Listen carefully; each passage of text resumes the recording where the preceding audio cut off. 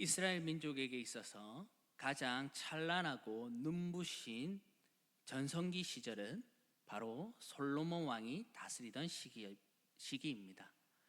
솔로몬 왕은 그의 아버지인 다윗 왕이 닦아놓은 기반 위에 하나님께서 주신 지혜로 말미암아 그 나라를 최전성기로 이끌었습니다. 그 당시에 얼마나 그 나라가 부강하였는지 나타난 그 말씀이 있는데 열왕기상 10장 1절에서 29절까지 말씀입니다. 그 중에 27절에서는 다음과 같이 말하고 있습니다. 왕이 예루살렘에서 은을 돌같이 흔하게 하고 백향목을 평지에 뽕나무같이 많게 하였더라. 은이 돌같이 흔했다는 것은 놀라운 말입니다. 왜냐하면 당시 은은 적어도 바사 시대 이전까지 금에 비견되는 가장 값진 금속이었기 때문입니다. 바사 시대에 많은 은이 발견됨에 따라 그 가치가 점점 하락하게 되었지만 솔로몬 시대에는 은이 귀한 시기였습니다. 그런데 은을 귀하게 여기지 않았다라는 것은 그만큼 부가 엄청나게 많았다라는 것입니다. 또한 백향목이 뽕나무같이 많게 하였다 하였습니다. 백향목은 그 당시 굉장히 귀한 건축 재료였습니다. 향이 좋았을 뿐만 아니라 내구성이 좋고 그 품질도 뛰어나 건축 자재로는 매우 높은 가치를 가진 나무였습니다. 반면에 뽕나무는 이스라엘 나라가 있던 시대에는 매우 흔했고 특히 경사가 완만한 구릉지대에서는 무성하였다라고 합니다. 이렇게 대단히 귀중한 백향목이 흔해 빠진 뽕나무만큼 많았다는 것은 이스라엘의 부가 극에 달했다라는 표현입니다. 심지어 솔로몬 왕이 다스리던 시기가 가장 최전성기였던 것은 솔로몬 시대에 하나님의 성전을 건축하고 완성했다라는 것입니다. 다윗도 건축하기를 원했지만 그가 흘린 피로 말미암아 그 아들 솔로몬이 건축하게 되었습니다. 그리고 이렇게 완성된 성전에 하나님의 언약궤가 옮겨지게 되고 열왕기상 8장 10절에는 여호와의 임재의 상징인 구름이 성전에 가득하게 되므로 하나님께서 그 성전에 임재하셨다라는 것을 가시적으로 보여주었습니다. 전성기가 있다면 그 전성기 후에는 쇠퇴하기 마련입니다. 솔로몬 이후 르호보암 왕이 다스리는 시대가 되고 나라가 두 개로 쪼개졌습니다. 솔로몬이 그 나라를 번성하게 하였지만 말미에 이방신의 섬김으로 말미암아 그의 아들 때에 이르러 북이스라엘과 남유다로 나뉘게 되었습니다. 남유다는 유다와 베냐민 지파로 이루어졌고 344년 동안 20명의 임금이 있었습니다. 그 중에 8명은 선한 왕이었고 12명은 악한 왕이었습니다. 반면에 북이스라엘은 나머지 10개 지파로 이루어졌고 그 영토도 남유다보다 넓었습니다. 약 200년 동안 19명의 왕이 있었습니다. 그런데 충격적인 사실은 200년 동안 단 한 명의 선한 왕도 없었다라는 것입니다. 왜 북이스라엘은 남유다보다 면적도 더 넓고 더 많은 지파가 함께 하였음에도 불구하고 그 존속 시간도 짧을 뿐더러 단 한 명의 선한 왕도 없었을까요? 그것은 오늘 말씀 31절 말씀에서 그 답을 주고 있습니다. 느밧의 아들 여로보암의 죄를 따라 행하는 것을 오히려 가볍게 여기며 시돈 사람의 왕 엣바알의 딸 이세벨의 아내로 삼고 가서 바알을 섬겨 예배하고, 여기에서 느밧의 아들 여로보암의 죄를 따라 행하는 것이라는 구절이 나옵니다. 하나님께서 각 왕들을 평가하실 때 사용하시는 문구가 두 가지가 있습니다. 하나는 열왕기상 15장 11절 말씀에 아사가 그의 조상 다윗같이 여호와 보시기에 정직하게 행하였다라는 겁니다. 다윗같이 정직하다, 이 표현은 선한 왕에 대해 평가할 때 사용된 문구입니다. 그렇다면 악한 왕은 어떻게 표현하겠습니까? 열왕기상 15장 34절, 바하사가 여호와 보시기에 악을 행하되 여로보암의 길로 행하며 그가 이스라엘에게 범하게 한 그 죄 중에 행하였더라. 여기에서 악한 왕의 평가는 바로 여로보암의 길로 행했다는 것입니다. 그렇다면 여로보암은 어떻게 행하였기에 이런 평가를 받을까요? 먼저 열왕기상 11장 35절과 37절을 보시면 내가 그의 아들의 손에서 나라를 빼앗아 그 10지파를 내게 줄 것이요 내가 너를 취하리니 너는 내 마음에 원하는 대로 다스려 이스라엘 위에 왕이 되되 라고 말씀하고 있습니다. 사실 여로보암은 솔로몬의 범죄로 인하여 하나님께서 북이스라엘의 왕으로 세우신 자입니다. 그렇다면 어떻게 나라를 다스려야 하겠습니까? 당연하게도 하나님께서 그에게 은혜를 베푸시고 나라도 주셨으니 하나님의 뜻에 따라, 하나님의 말씀에 따라 나라를 다스려야 하지 않겠습니까? 그런데 여로보암은 그렇게 하지 않았습니다. 여로보암이 지은 죄는 크게 두 가지로 요약될 수 있습니다. 하나는 열왕기상 12장 28절에서 30절에 있는 말씀으로서 그것을 요약하면 한마디로 우상 숭배입니다. 다른 하나는 열왕기상 13장 33절에 있는 말씀으로서 아무나 제사장 직분을 수행하게 하였다라는 것입니다. 그리고 열왕기상 13장 34절에서는 다음과 같이 말씀하고 있습니다. 이 일이 여로보암 집의 죄가 되어 그 집이 땅 위에서 끊어져 멸망하게 되니라. 여기서 죄라는 단어는 본래 관역에서 벗어나다, 관역에서 비껴나다라는 뜻입니다. 이것은 여로보암이 그 나라를 어떻게 다스렸는지 우리에게 알려주는 굉장히 중요한 말입니다. 다시 말해서 여로보암 왕은 하나님의 뜻과 말씀을 받들어 그 나라를 다스려야 했지만 하나님의 뜻과 말씀이라는 관역에서 완전히 벗어나 자기에게 유익이 된다고 생각하는 자기 지혜로 나라를 다스렸다라는 것입니다. 그래서 이후 악한 왕들에 대해 평가할 때 여로보암의 죄에 따라 혹은 직과 같이 혹은 길로 행했다고 하나님께서 평가하시는 것입니다. 결국 이 모든 것이 우리에게 주는 교훈이 무엇입니까?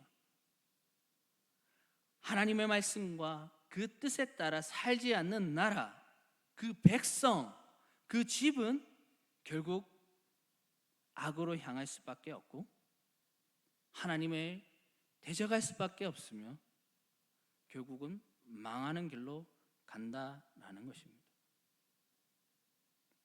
오늘은 그러한 북이스라엘 왕조 중에 가장 최악의 왕을 소개하고 있습니다.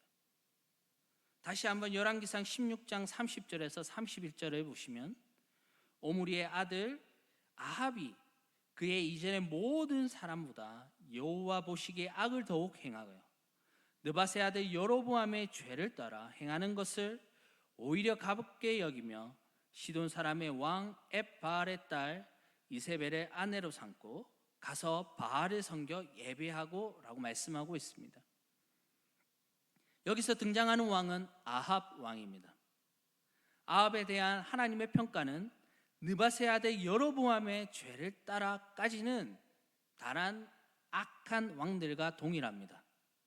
그런데 이 왕에게는 다음과 같이 덧붙인 말이 있습니다.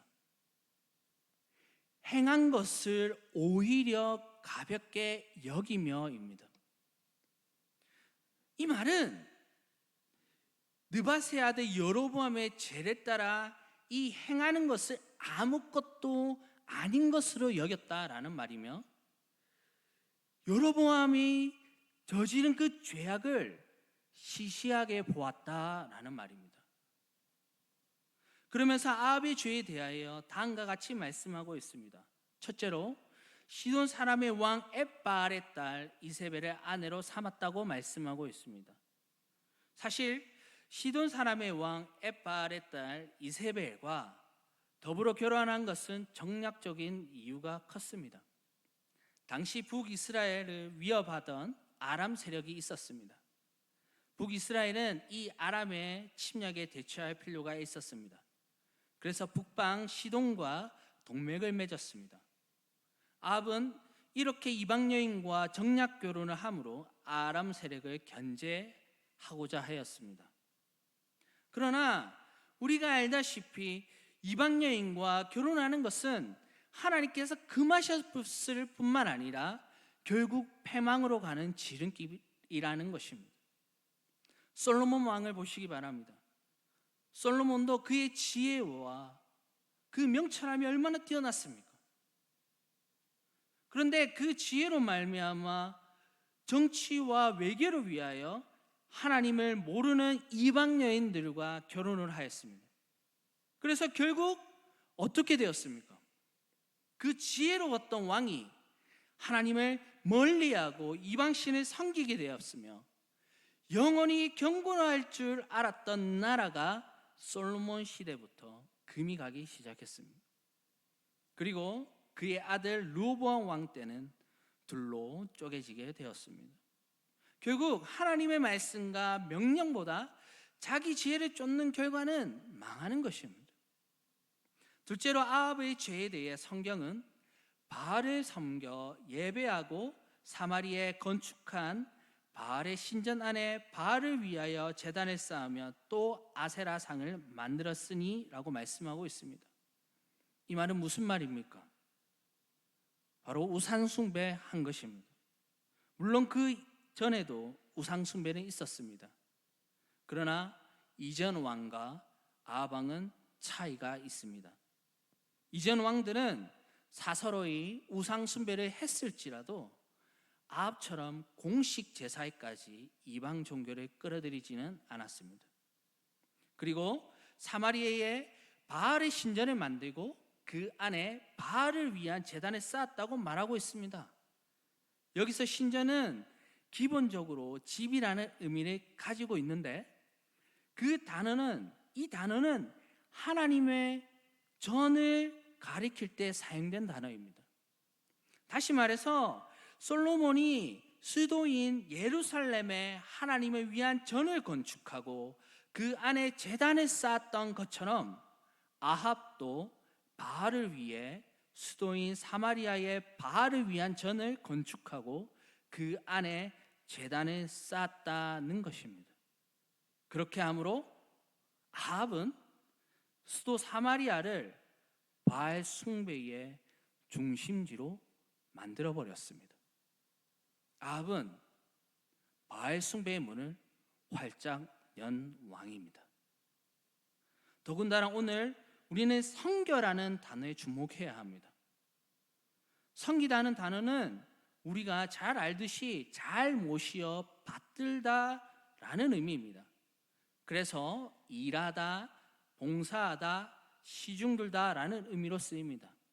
그런데 이 단어를 하나님께 대한 섬김이라고 쓸 때는 그 의미가 즐겁고 자유케 하는 경험을 의미하게 됩니다. 아합 왕이 바알을 섬겼다, 이 말은 아합이 바알에게서 즐거움을 느끼고 자유함을 경험했다라는 말입니다. 원래 우상숭배는 give and take입니다. 주고 받는 것입니다. 이방신을 예배함으로 그에게서 풍요와 다산 등을 받는 것입니다. 그런데 아합은 그 수준을 넘어섰습니다. 그냥 바알 그 자체를 지겠다는 것입니다. 지금까지 아합의 죄에 대해 우리는 살펴보았습니다. 겉으로만 보았을 때 아합과 오므리의 왕조는 성공적으로 보입니다. 오므리 왕은 그동안 있었던 내전을 종식시켰던 실로 강력하고 유능한 통치자였습니다.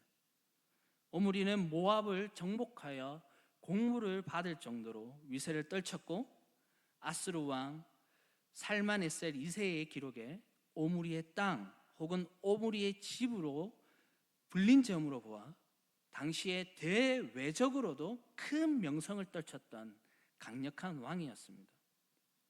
그런 오므리가 세운 기반 위에 아합은 시돈과 동맹을 맺음으로 외세 침략에도 대비하였고 나라의 평안과 부를 가져오게 하였습니다. 그리고 바알 신앙을 국가적인 숭배로 이끌었습니다. 이처럼 아합이 다스리던 북이스라엘 시대에는 하나님의 말씀을 믿지 않던 시기였습니다. 오히려 하나님을 무시하고 그분의 말씀을 우습게 알던 시대였습니다. 그뿐 아니라 여호와의 선지자를 잡아 죽임으로 여호와를 북이스라엘에서 완전히 배제하고 바알로 대체하려는 듯한 움직임을 취하였습니다.